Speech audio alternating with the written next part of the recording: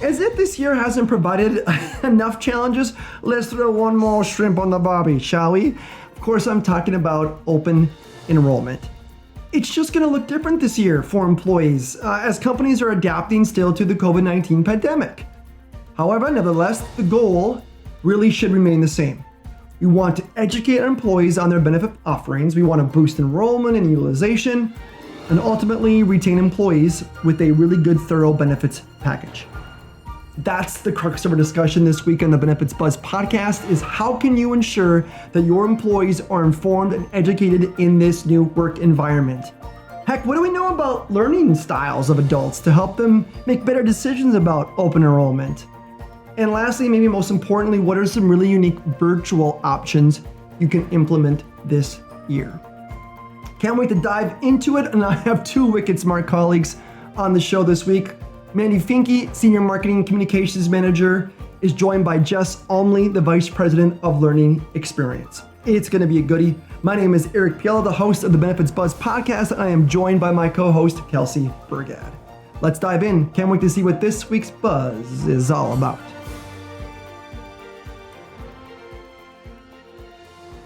It's the most wonderful time of the year. No, I'm not talking about the holidays. I'm talking about open enrollment season. Isn't that right, Kelsey? Yeah, I don't know if HR people quite feel the same way about open enrollment as you and I do, but definitely just keep singing because that'll definitely increase our viewership. Yeah, there was a bet how many episodes in until I sang. I guess I made it one episode or two now, whatever it is. So whoever lost, pay up. So, but we are talking about open enrollment. It is a crazy time of year, I know, for HR professionals. And yikes, this season will look maybe a little different than others in the past. And so we wanted to bring on some experts in learning and some experts in open enrollment to talk about what we have in store and maybe what some things HR professionals can think about doing when they prepare themselves for this open enrollment. So I'm excited to have two guests on the show today. We have Mandy Finke, who is the Senior Marketing Communications Manager at WEX, and Jess Almley, Vice President of Learning Experience at WEX. Welcome to the show, both of you. Thanks, Eric and Kelsey. Excited to be here. Yes, thank you. I'm really excited to talk about open enrollment. Yeah, so tell us a little bit more about your roles and how you both have been involved in open enrollment in the past. Yeah, I can kick that off. Thank you. As Eric mentioned, my name is Mandy Finke, and as a Senior Marketing Communications Manager, a large part of my role is to make sure that we have tools and resources for all of our customers to help support open enrollment, which in my mind really means being able to explain a benefit to an employee so that they can understand it and see the value in enrolling in that plan during their open enrollment window. Awesome. And Jess, you've been to, I don't even know how many open enrollment fairs. Can you tell us a little bit about your experience in OE? Sure, I can. Well, and I'll tell you a little bit about my role first because I think it plays off of Mandy's. So I'm the Vice President of Learning Experience for WEX, and I'm overseeing strategy for learning throughout the organization. And that's where my expertise lives. So as Mandy says, open enrollment is about getting the information out to the folks. Well, my bent on that is how do we get it to them so they learn about it and understand it and really can take full advantage of it? In terms of open enrollment, my team has been involved in delivering webinars, creating videos for open enrollment. And yes, I've also been myself to many different open enrollment fairs throughout the country, traveling and meeting folks where they're at. Yeah, I think it's interesting that, majority of open enrollment in the past, or at least what it feels like from our perspective, is a lot of travel, right? You're going to those open enrollment fairs and helping those HR teams get the booth set up, get everything ready for those employees to come around and check out all the different benefits that they have available to them. But this year is probably going to look a little bit different. With COVID-19, we might not be in person this year. And in fact, probably majority of the people listening today are trying to figure out what the heck they're going to do for open enrollment this year. So, what have we seen in the past as far as what's been successful for open enrollment, and what are we looking at this year as far as success goes? Yeah, I'll start if that's okay with Mandy. This is Jess. I think, interestingly enough, in terms of successful, I don't know that open enrollment has always been successful, even in the way that we've done it in the past. And I think that's just both from my own in-person experience and just from what I know about how people learn and take in information.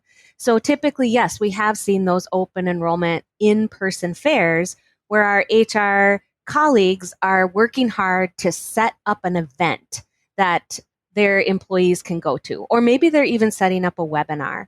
And both of those, I don't know that they've been as successful as they could be. In fact, I think one of the things that COVID makes possible is a way for us to think about this, about open enrollment differently, and hopefully make it even more impactful. You know, when you talk about an open enrollment fair and you're talking about a one-person event that someone's going to, there is not an open enrollment fair where everyone in the company will make it there. It's just, that's the reality, is it's an event. It happens at a specific time. And if you are out of the office or you can't get away from your workstation at that point, you're not going to be able to go there. In my experience, even we don't get a ton of questions, even at open enrollment fairs. People kind of scurry through so they can get back to the rest of their day. They pick up the handouts and the swag, whatever fun thing that booth is giving away. And then they think, all right, I'll think about this later. And I don't know that that's the best strategy for getting information to people in a way that really helps them to learn and understand it. I also think webinars, what we've seen in the past is those tend to be a one and done event as well. And even if we record them, the chances that I'm going to take 30 to 60 minutes to go back and listen to that webinar are pretty slim, just because of the limited time that we all have available. And we also haven't seen a ton of interaction. You know, we have a webinar because we think people will be able to ask questions. And really, we haven't seen a lot of questions that come through in webinars. I think people are distracted by other things going on. They don't have the questions in that moment, or they don't feel comfortable asking them in that webinar group setting where they don't know really who else is on the line. So that's what I'd say I've seen as common. I don't know if it's necessarily been successful. And I know we're going to talk a little bit more about what could be successful in the future. Mandy, did you have anything to add to that? Yeah, I think certainly everybody recognizes that this year is going to be completely different because of COVID and the pandemic, and every state having different restrictions. There are so many companies that have gone to a work from home model, that have implemented social distancing guidelines. So the reality is we won't have those in-person events.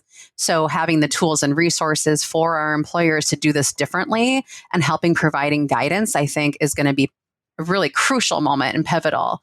You know, you're absolutely right. Like, just having a certain point in time where I can go and walk around to booths. And I personally, even with WEX, right? I went down and I literally went from table to table, grabbed some swag and kind of walked away. And I did grab some pamphlets. But the point of time that I needed to like review that information and actually make a decision was when I was at home with my husband and looking at my spouse's options, you know, for benefits and what those were in comparison to mine. So thinking that doing something and providing information once in a group setting is really the way to get benefits information across to employees, I think is maybe a miss. And I think we have now the greatest opportunity to find a different and better way to present benefits information. I love that we're seeing this as an opportunity. It's so interesting that you all are talking about this as, hey, maybe this has been a miss in the past and it hasn't been super successful.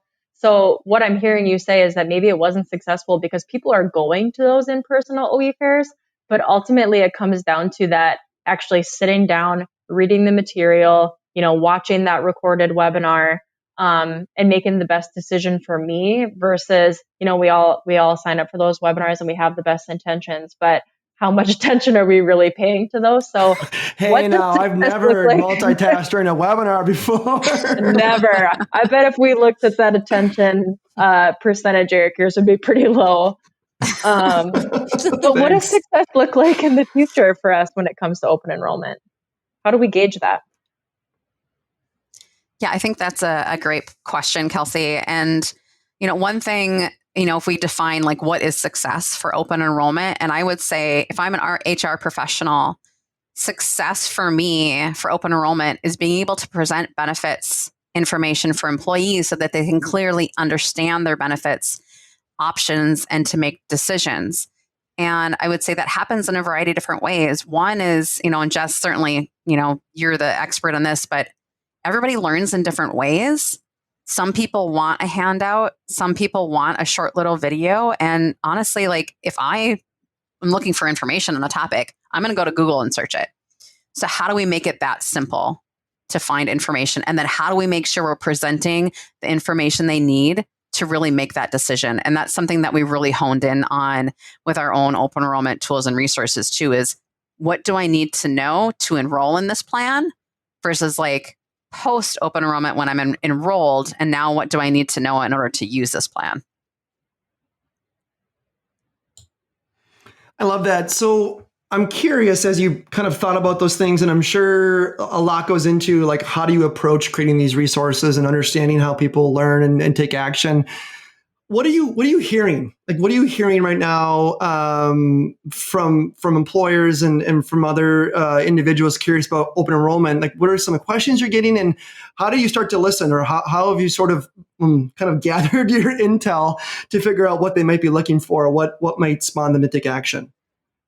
Yeah, I think part of that is thinking even of ourselves as people who would enroll in these plans. But certainly we have several different listening systems across our organization, right? So we think about the topics that employees would call in and ask about. We took a hard look at the content, even within like a handout. And what were we talking about? Did we make it simple? Did we relate these plans to an everyday experience?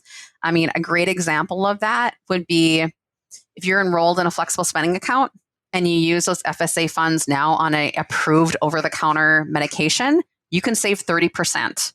If you're thinking of that 30% tax bracket, you can save 30% on those costs. That is very relatable. But I think you really need to step back when you think about successful OE. How do you communicate that? How do you make it simple? Again, thinking of making it relatable to your everyday life, but you have to communicate early. So in my recommendation would be, don't start planning and communicating at least a month in advance of your open enrollment window, and making sure that you communicate probably even like once a week and in different forms. So if you do have a handout that you're sharing, can you also like use Zoom and do a quick video and explaining the differences and what their plans are from last year to this year?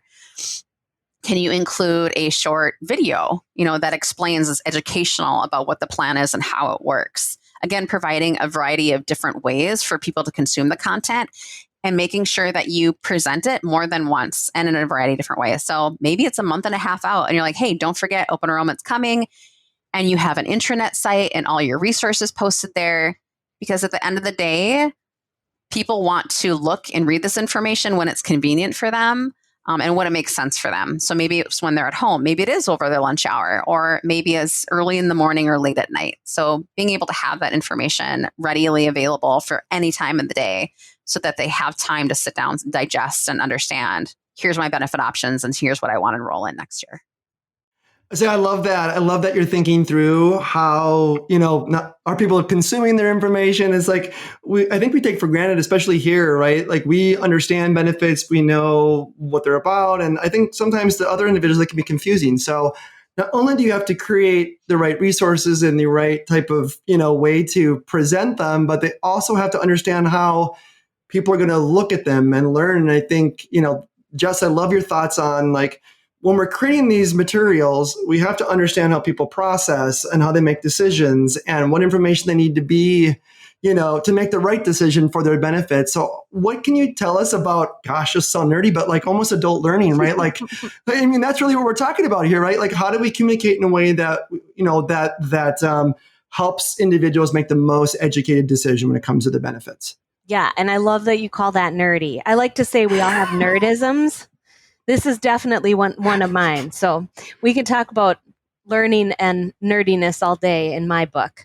So I think, first we have to think about just even how we learn. And we, meaning just you and I and Kelsey and Mandy, and how do we learn what we need to know? And I like to break it down to think about, how do we learn what we need to know outside of work? Because sometimes I think we try to put workplace learning in a box and it doesn't do us any favors, because then it doesn't align with the rest of our life.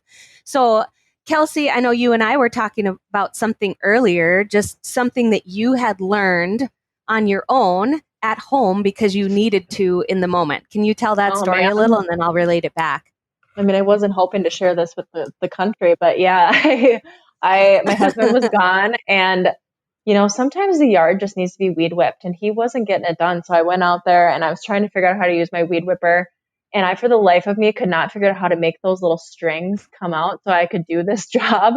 And so I read the document, still couldn't figure it out. So you know what? I YouTubed it, and I had to watch the video 3 or 4 times, but I figured out how to weed whip the yard.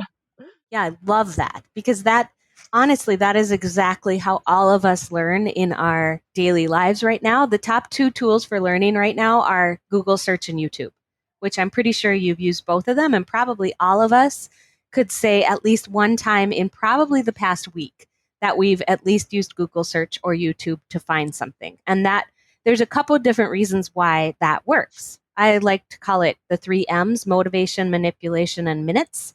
So motivation is we are always most motivated to learn something at our moment of need. So the moment that you needed to replace the spool, Kelsey, on the weed whipper was the moment that you needed to know. And that's when you were most motivated to learn it. You can watch it that moment then, whenever you need it, whenever you think of it. You don't have to wait for the class, in air quotes, to learn. You don't have to schedule time for it. So therefore, your motivation is at its peak right then, which is when you want to tap into. So YouTube then is at your fingertips, or Google search, or whatever it is. Likely when we go back to the OE fair, we're probably not most motivated to learn about our benefits at the time of the fair because we've got other things going on. That isn't the moment that we need to know it and we need to make the decision. So to Mandy's point, she's more when she talked about needing to be motivated to learn that when she was at home, sitting down with her husband and looking over all her benefits. That's when that YouTube type solution works best. The second M was manipulation. So you, Kelsey, you could take that YouTube video and you could manipulate it as you needed to in a way that worked for you. You could really personalize it to a certain degree because you could play it faster or slower. You replayed it multiple times. I heard you say you had more than one chance. My guess is you probably paused it a couple times at certain points in the video, even to see exactly how to do something, because that's what most of us end up doing. And so we can manipulate that learning to really personalize it to ourselves and how fast or slow we need to learn it, to what level of detail. So what questions do I have? I can go right to that piece. I can look at or read that piece a couple different times. So that's another way that is how we're learning outside of work right now. And then the third thing I say is minutes, just because I wanted a third M. But basically, because that's always better. But basically, it's quick. So I don't have to sit through an hour of learning when I can get the info in a few minutes or less at the moment of need. It doesn't waste my time. So it's effective and efficient. It's what I need to know, when I need to know it, as quick as possible. In the learning world, in the working world, we call this learning in the flow of work. It's more efficient, more effective. But in the rest of the world, we just call it figuring out what we need to know when we need to know it. So when we're thinking about how to make open enrollment successful, how can we get employees the information they need when they are most motivated to learn it? So at the moment that they need it, in a way that they can dive into it in their own level of detail, so they can manipulate that information to the degree they need, and in a way that doesn't take too long. So it's not taking them hours and hours to learn it. So that's when I think about learning, I think really about, well, how is someone going to best consume this information when they need to consume it? So how can we make that available to them? Yeah, we are such creatures of like, I want to know this right now. I'm not going to wait. How does it make this easy for me? Right? Like, that's everyone. Yeah, we can nerd out on learning anytime. That was super fascinating. The 3 M's of learning. So what I need to know now, because I'm sure there's a lot of HR professionals going, okay, I don't know anything about that. So what does that mean? So I love that you've thought that through. What does that look like then? So what have we done? Maybe if we look at ourselves, what have we done differently at WEX? Yeah, I certainly happy to play into that. Jess, feel free to chime in too. But I'm thinking of Jess's specific example, right? Like I'm motivated to learn it. It's on my own time, not on my employer's time. I want to be able to manipulate it, start it, stop it, click here, click there. I think that is where like having all the information in one place for me to go and play around with it and interact with it on my own terms is going to be really important. An example of that would be our virtual open enrollment fair. So we are creating this virtual OE fair that employees can go to and play around. And we're kind of mimicking what it would be to be in person at a fair. You walk into the building, our welcome page. Maybe there's an auditorium you can sit down and watch like a video, but let's make it short, right? And to Jess's point, I can start it, stop it, I can go back to it. And we're even creating a virtual like interactive booth where you can go into the booth and click on different hotspots. And maybe I want to download this PDF that talks more about what a flexible spending account is and those perks to me so I can review it later, maybe with my husband when I'm looking at his plan versus my plan. So that's one way that we're really making that interactive. And to get more to the point of like maybe a Google search, we're actually going to play into our knowledge base that we have. So if an employee wanted to, they can go in there and search a certain topic, like maybe flexible spending account contribution limits. And there the article pops up for me. So really playing into those different experiences and being able to, again, on my own time, when I'm motivated, go and manipulate the information to help me understand, okay, here's my benefits options and here's what I want to enroll in. I think the other thing we've done, Mandy, is to get really focused in on what's the message that an employee would need right now. So let's not tell them everything they need to know. Let's tell them what they need now, and then we'll tell them the next thing later. So what that means for us, as we've done a lot of talking about this, Mandy and I have, is separating pre-open enrollment versus post-open enrollment education materials. So before, at the beginning, when I'm looking at my benefit options, I just need to know the information I need in order to make the decision. So I don't necessarily need to know how to use that benefit at this point in time. And when I'll give an example of an FSA, for example. What is it that about an FSA? What are the reasons why I might choose to enroll in an FSA? That's what I need to know right now. I don't necessarily need to know how later on to file a claim or to submit a receipt for substantiation. And if I tell you all of that information now and say it's October, November, which is when a lot of open enrollment's happening, I likely am not going to need to submit a receipt or file a claim for 4 to 5 months. And so the chances that I'm going to remember that level of detail from 4 to 5 months ago are nil to none, unless you are unlike me and have this incredible memory for all things. By the time it's 4 to 5 months, I'm going to need a reminder as to that. So let's not clutter up your mind at that point with that information, because that just complicates it more. Let's give you what you need to know, when you need to know it in order to take your next step. And then we'll fill in the blanks later when they're needed. So that's another thing I know that we looked at pretty in depth when we were looking at the materials for this open enrollment season was how can we make sure we're giving employees what they need to know at this point in time, but not so much information that it overcomplicates it. So good. So good. I love those examples. Thank you for sharing those. As long as we're talking about kind of ideas and maybe what we've done, and this is sort of a standard question that I think all experts get, but we love to know about best practices. Right. So I know there's not maybe a one size fits all, but, if we could think about, put yourself in the shoes of the HR professionals listening, what would you outline as sort of where would you start or what would you build for an open enrollment kind of campaign or strategy this year? And what might that look like? Yeah, I think from a best practice standpoint, again, especially with employees working remotely, communication is more important than ever.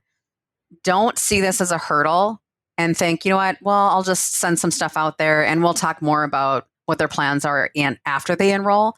I think it's more important than ever to make sure that you get information to your employees about their benefit options and how these plans can really benefit them, what their eligible expenses are under an FSA. I mean, we're thinking about preparedness right now.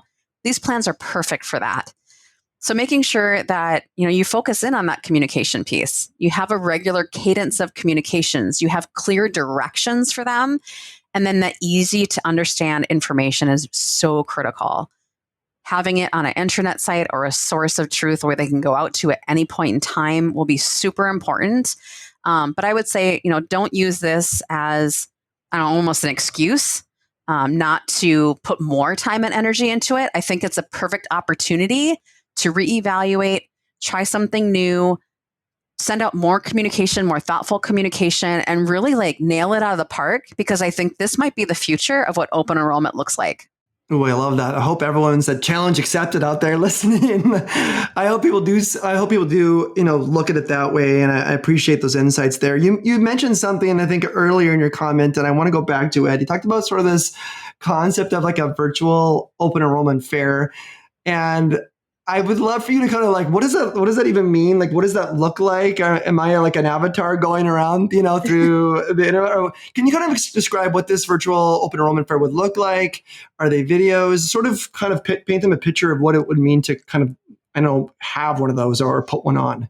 Yeah. So there are a lot of different platforms out there that can help you do a virtual open enrollment experience or fair. Some are very common, I think it's called Jellyvision. And they, this little avatar walks you through your different benefits information. Now, maybe that's not an option for you, but it could be as simple as creating a little website that has information for employees. And as I mentioned, you can kind of really play off of maybe what it's like to be in person. So you have that main page and you really outline the intent of what you want that employee to do or to get away from the site once they've gone through and interacted with it. Maybe you do have a page that's like your auditorium. You have your videos, these short, easy to digest videos that they can start and stop on that auditorium page that they can watch. Maybe then you plan, there's options out there to build out these virtual interactive booths that you literally feel like you're in front of someone. And each within the booth, there's these little spots you can click on and you can download that content. So maybe that's your PDFs, or maybe there's another short video over there. Chat, you can integrate chat into those experiences as well. Maybe you have an HR team, kind of staffing that, or they can just send you a chat to follow up via email. Having contact information, really just, as I mentioned too, having a way to search content on there. Maybe it's a knowledge base of information. That's another way to play into that. So you're just thinking about all those different experiences that you might have had in person, but then turning them into an online experience. And again, making sure that information's out there and easy to digest and grab and manipulate. Yeah, it sounds like there's a lot of information out there as Mandy's talking and a lot of different options. I think the main key is to have one place where your employees can go to find all the other information. So as long as you have a central sort of place, it could be as exciting as it looks like a booth. It looks like an open enrollment fair with booths and there's software out there to help you do that. Or it could just be it could just be one web page in your intranet site where everything is located that you need to go to. I think there's different levels of complexity based on your different levels of time and effort available. Mandy, Jess, thanks so much for all this great information. It sounds like we've come a long way with open enrollment this year. To our listeners, all of those HR teams out there, we do have some more podcast episodes coming up later this season where we're going to talk directly to your employees. So about open enrollment, why should you enroll in commuter? Why is an HSA right for you? And we're going to dig deeper into FSAs, the medical FSA, limited independent care. So look out for those episodes coming up later this season. And thanks for joining us.